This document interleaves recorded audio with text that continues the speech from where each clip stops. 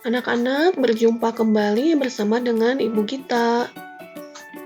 Sebelum kita mulai belajar, mari kita berdoa terlebih dulu menurut agama dan kepercayaannya masing-masing. Berdoa dimulai.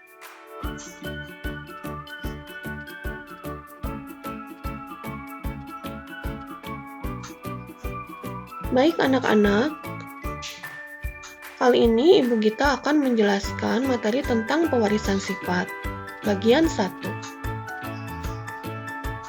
Pewarisan sifat ini maksudnya apa sih? Apakah artinya sifat dapat diwariskan?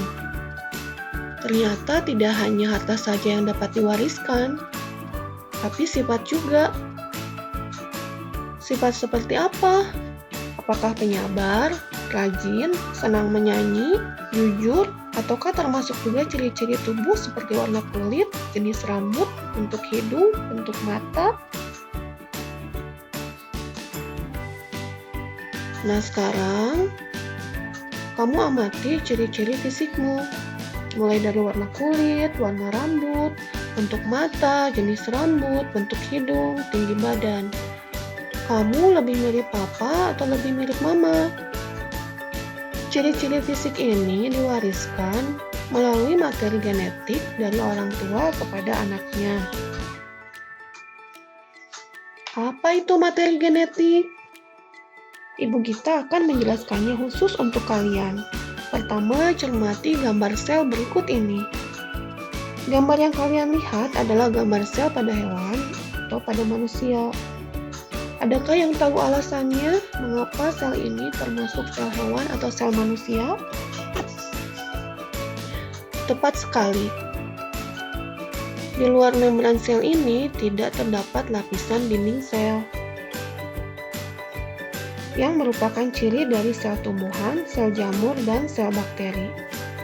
Apakah nama bagian yang ditunjuk oleh huruf X? Betul, ini adalah inti sel atau disebut juga nukleus.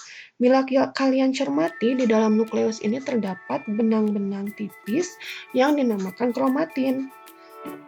Apakah kalian masih ingat? Ketika pembelahan sel di tahap profase, kromatin memendek dan menebal menjadi kromosom. Berikut ini adalah gambar kromosom. Kromosom disusun oleh untaian DNA. Untaian DNA disusun oleh gen. Ibu Gita ulangi lagi ya. Kromosom ini disusun oleh DNA yang diikat oleh protein histon. Apakah DNA itu? DNA merupakan singkatan dari deoksiribos-nucleic acid. Jadi, DNA disusun oleh gula deoksiribosa, yang merupakan gula ribosa yang kehilangan satu atom oksigennya. Dengan kata lain, DNA ini disusun oleh gula deoksiribosa dan asam nukleat. DNA disusun oleh banyak sekali gen.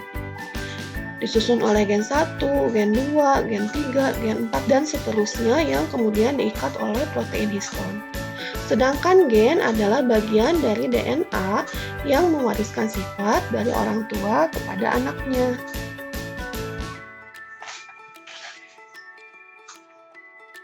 Jadi dapat disimpulkan bahwa materi genetik berupa kromosom, DNA, dan gen terdapat dalam inti sel. Kromosom disusun oleh DNA, dan DNA disusun oleh gen. Nah anak-anak, sekarang amati kromosom pada sel tubuh manusia. Kromosom pada sel tubuh manusia berjumlah 46 buah atau 23 pasang. Kromosom pasangan nomor 1 sampai nomor 22 ini adalah kromosom sel tubuh atau autosom. Sedangkan pasangan kromosom yang ke-23 ini adalah kromosom kelamin atau disebut gonosom. Bila kalian cermati, gambar kromosom kelamin ini berbeda panjangnya. Kromosom yang panjang dinamakan kromosom X, sedangkan kromosom yang pendek dinamakan kromosom Y. Jadi, kromosom kelamin dari sel manusia ini adalah XY, yang menentukan jenis kelamin laki-laki.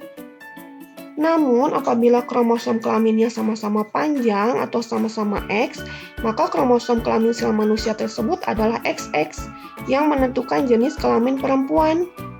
Kesimpulannya adalah, kromosom XY menentukan jenis kelamin laki-laki, sedangkan kromosom XXX menentukan jenis kelamin perempuan. Bagaimana? Apakah dapat dipahami? Nah, sekarang kalian akan lanjut mempelajari istilah-istilah dalam pewarisan sifat. Berikut adalah bagan persilangan tanaman antara induk mawar merah dengan mawar putih. Pada persilangan atau perkawinan makhluk hidup, kalian diharapkan dapat memahami istilah-istilah berikut ini. Yang pertama adalah P, yang merupakan singkatan dari parental atau induk. Untuk jantan, diberikan lambang tanda panah yang memancar dari lingkaran. Sedangkan, lambang untuk betina adalah tanda tambah yang memancar dari lingkaran. Istilah yang kedua adalah gamet. Gamet merupakan sel kelamin. Di bab reproduksi pada manusia, kalian sudah mengenal bahwa sel kelamin ada dua macam, yaitu sel kelamin jantan dinamakan sel sperma, dan sel kelamin betina dinamakan sel telur. Istilah yang ketiga adalah F, atau filial. Maksudnya adalah keturunan yang dihasilkan melalui persilangan atau perkawinan. F1 atau filial 1 adalah keturunan generasi pertama. Apabila F1 disilangkan atau dikawinkan dengan sesamanya akan menghasilkan F2 atau filial kedua yang merupakan keturunan generasi kedua. Istilah yang keempat adalah fenotip. Apakah fenotip? Fenotip adalah sifat-sifat atau ciri-ciri yang tampak dan dapat diamati, seperti bentuk mata, jenis rambut, warna kulit. Contoh lainnya pada tumbuhan, ciri yang dapat diamati misalnya tinggi batang, warna biji, bentuk biji, warna bunga. Begitupun pada hewan, banyak ciri-ciri yang dapat diamati. Istilah yang kelima adalah genotip. Apakah genotip? Genotip merupakan susunan gen yang menentukan ciri-ciri atau sifat suatu makhluk hidup. Dengan kata lain, genotip ini yang menentukan fenotip suatu makhluk hidup. Genotip dilambangkan dengan sepasang huruf yang mewakili suatu sifat. Satu huruf mewakili satu sifat genotip. Contoh dari genotip adalah T besar yang mewakili sifat batang tinggi. B besar B kecil mewakili sifat biji bulat. K kecil mewakili sifat warna biji hijau.